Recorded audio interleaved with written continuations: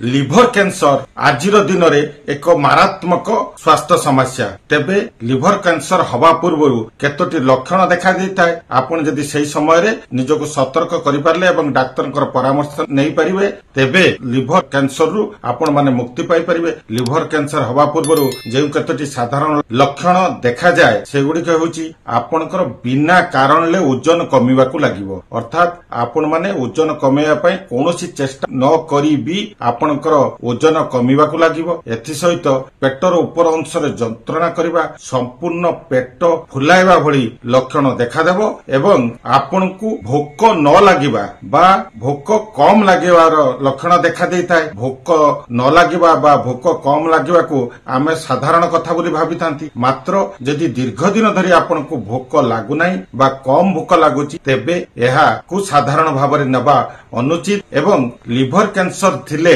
आपनकू कमजोरी लागिबा, अल्प परिश्रम रे हालिया लागिबा बा थका लागिला भली लक्षण देखा देइताय। जदि ए भली लक्षण आपनकर ठारे देखा देउची एहाकू अणदेखा न करी डाक्टरंकर परामर्श नबा सह आपण माने निजकू सतर्क कराइनियो।